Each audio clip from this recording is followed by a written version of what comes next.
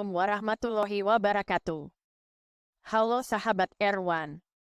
Selamat bergabung dalam Erwansyah Syarif Channel. Channel yang mengedukasi kita semua. Selamat mengikuti.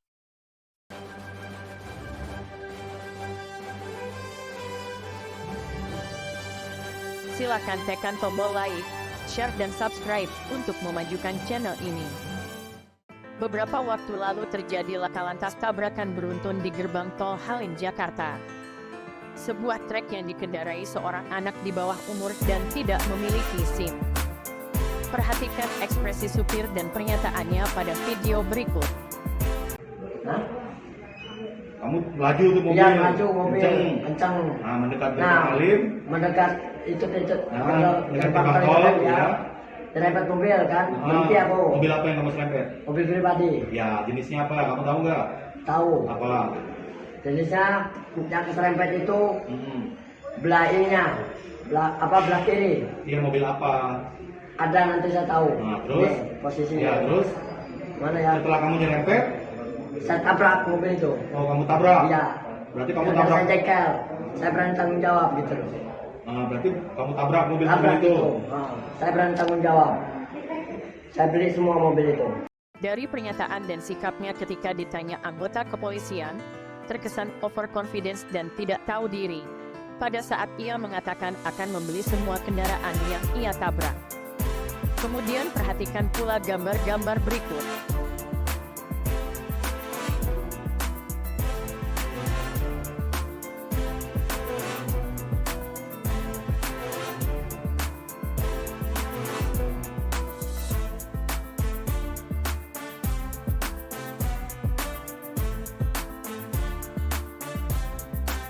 Setelah melihat gambar-gambar tersebut, setiap orang akan memaknainya berbeda-beda sesuai dengan persepsi masing-masing. Gambar-gambar tersebut sebenarnya ingin menjelaskan tentang orang-orang yang tidak mengenal siapa diri mereka yang sebenarnya. Topik kuliah kali ini tentang konsep diri atau self-concept. Dengan paham tentang konsep diri, seseorang akan percaya diri dan tahu diri. Konsep diri itu penting. Orang-orang yang belum paham konsep diri, sangat mungkin tidak tahu diri. Orang yang tidak paham dengan konsep diri sangat mungkin seperti gambar ini, ia hanya pion tetapi merasa dan memposisikan dirinya sebagai raja. Atau seekor kucing yang merasa dirinya harimau, sehingga lagak dan gayanya layaknya harimau. Kucing berlagak harimau karena diperintah harimau. Harimau tidak ingin tampil, karena tidak ingin citra sebagai binatang buas bertambah buruk. Bagi kucing ini kesempatan untuk tampil sebagai harimau. Bagi harimau yang penting kucing setor kepadanya. Apa yang terjadi kemudian? Kucing menjadi tidak tahu diri, kalau dia adalah seekor kucing. Ilustrasi seperti ini terjadi dalam kehidupan nyata, ada orang-orang yang tidak tahu diri. Orang-orang yang bertindak layaknya harimau padahal kucing, dalam organisasi seringkali menjadi masalah baik bagi organisasi maupun bagi anggota organisasi. Atas dasar itulah setiap orang perlu paham tentang konsep diri atau self-concept. Konsep diri adalah the sum total of whole weighting or selves, atau keseluruhan cara seseorang berpikir tentang diri sendiri. Seorang yang paham dengan konsep diri akan paham mana yang boleh dilakukan dan mana yang tidak boleh dilakukan, apalagi bila terkait dengan jabatan, status sosial, pendidikan, dan sebagainya. Self-concept terbentuk melalui pengalaman hidup, interaksi seseorang dengan orang lain, dan bagaimana orang lain menilai. Konsep diri bisa berubah seiring berjalannya waktu, harusnya lebih stabil pada saat dewasa. Konsep diri yang positif berperan penting dalam kehidupan seseorang. Seorang dengan konsep diri positif akan lebih mudah menerima kelebihan dan kekurangan dirinya, serta memiliki rasa percaya diri yang tinggi. Konsep diri manusia dibagi menjadi dua. Pertama, konsep diri yang kuat yang ditandai antara lain terbuka, mudah berbicara dengan orang lain, bahkan dalam situasi yang baru sekalipun. Cepat tanggap terhadap situasi di sekelilingnya. Konsep diri yang kedua adalah konsep diri yang lemah, yang ditandai dengan sulit bicara dengan orang lain, sulit mengakui kesalahan, kurang mampu mengungkapkan perasaan dengan jujur, sulit menerima kritik. Sedang sikap mental positif adalah segala sesuatu yang terkait dengan pola pikir dan kecenderungan untuk menampilkan perilaku tertentu terhadap pengalaman yang diterimanya dari lingkungan. Berikut langkah-langkah mengembangkan sikap mental positif. Pertama, kelola emosi. Kedua, tingkatkan kesadaran diri dan perasaan. Ketiga, kontrol dan tunda pemuasan diri. Keempat, motivasi diri. Kelima, bangun optimistik dan empati. Keenam, bangun interaksi secara efektif. Ketujuh, berkomitmen untuk mencapai tujuan hidup. Dengan memenuhi langkah-langkah tersebut, seseorang akan terbangun rasa percaya diri dan tahu diri. Percaya diri akan tumbuh pada diri seseorang bila ia paham dengan kemampuan yang ia kuasai untuk menyelesaikan apa yang menjadi tanggung jawabnya. Sedang tahu diri adalah orang yang paham dengan kemampuan dirinya, sehingga tidak memaksakan dirinya. Ketika seseorang memaksakan diri tidak sesuai dengan kemampuan atau kompetensinya, ibarat seorang anak kecil yang tidak akan mampu mengangkat barbel yang sangat berat, maka risikonya seperti video di awal tadi. Hal yang sama seperti yang terjadi pada supir trek bisa terjadi di organisasi, apabila ada kucing yang diperintah harimau untuk bertindak seperti harimau. Inilah bahayanya bila tanggung jawab diberikan kepada orang-orang yang tidak mengenal dirinya. Percaya diri tidak membuat seseorang overconfidence. Ia sadar terhadap keterbatasan dirinya sehingga matang dalam membuat keputusan dan paham risiko bila salah saat membuat keputusan. Sebagaimana video berikut. Dalam video ini terlihat bagaimana seorang pilot dengan rasa percaya diri memutuskan tidak jadi melakukan pendaratan, sekalipun sudah menyentuh landasan. Inilah yang membedakan antara rasa percaya diri dengan overconfidence. Dalam mereka yang memiliki rasa percaya diri tinggi, pada saat membuat keputusan, mempertimbangkan berbagai hal yang mungkin terjadi dengan risiko yang minim.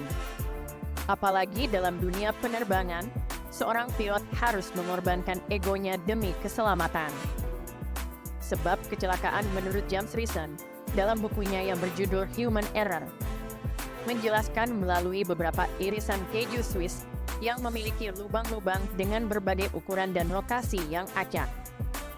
Model ini menjelaskan bahwa kecelakaan tidak disebabkan oleh satu peristiwa tunggal, melainkan oleh kombinasi beberapa faktor yang berkontribusi, bisa disebabkan faktor manusia, alam, organisasi, kegagalan teknologi, dan sebagainya. Sebagai contoh peristiwa turbulensi yang dialami pesawat SQ-321, suatu peristiwa yang tidak terduga terjadi. Bila pilot tidak percaya diri dalam menghadapi peristiwa tersebut, sangat mungkin ia panik, sehingga salah membuat keputusan. Beginilah kondisi kabin pesawat Singapore Airlines yang mengalami turbulensi parah pada Selasa 21 Mei 2024. Suasana di dalam pesawat tampak sangat keos akibat kejadian tersebut. Para penumpang tampak panik, lalu masker oksigen darurat penumpang juga tampak keluar dari kabin. Selain itu, terlihat pula ada satu orang yang digotong oleh petugas. Turbulensi hebat ini menyebabkan satu penumpang asal Inggris tewas dan puluhan orang lainnya mengalami luka-luka. Pesawat London Singapura itu pun terpaksa melakukan pendaratan darurat di Bandara Internasional Suvarnabhumi Bangkok, Thailand pada pukul 15.45 waktu setempat. Data pelacakan penerbangan menunjukkan pesawat menukik turun 6.000 kaki atau 2.000 meter dalam hitungan detik setelah melintasi Teluk Benggala. Salah seorang penumpang menceritakan bagaimana pesawat tiba-tiba miring dan terjadi guncangan hebat hingga membuat penumpang terpelanting ke kabin bagasi. Penerbangan SQ-321 itu membawa total 211 penumpang dan 18 kru. Hingga Selasa malam, setidaknya 12 orang dirawat di rumah sakit akibat peristiwa tersebut.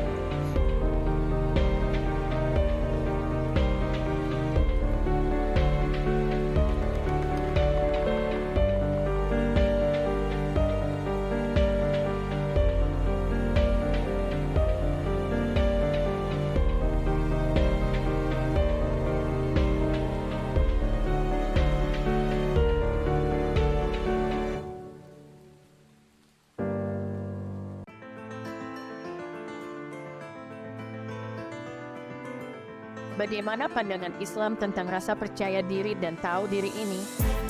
Seorang yang mampu membangun konsep diri akan menjadi seorang yang luar biasa atau biausem. Ia akan melawan pikiran negatif. Ia akan mensugesti dirinya dengan mengatakan insya Allah saya bisa. Ia pun tidak segan bertanya kepada orang yang ahli. Kata insya Allah menunjukkan dia tahu diri, bahwa ia tidak overconfidence.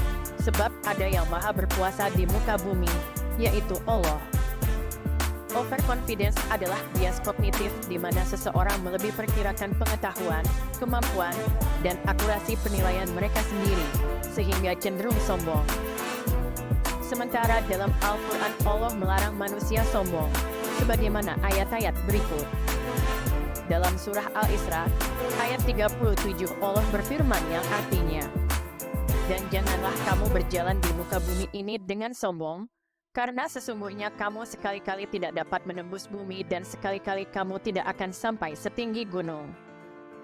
Sebab Allah tidak suka dengan orang-orang yang sombong sebagaimana dijelaskan dalam Quran Surah An-Nahl ayat 23, Quran Surah An-Nisa ayat 36, Quran Surah Luqman ayat 18 dan Quran Surah Al-Hadid ayat 23.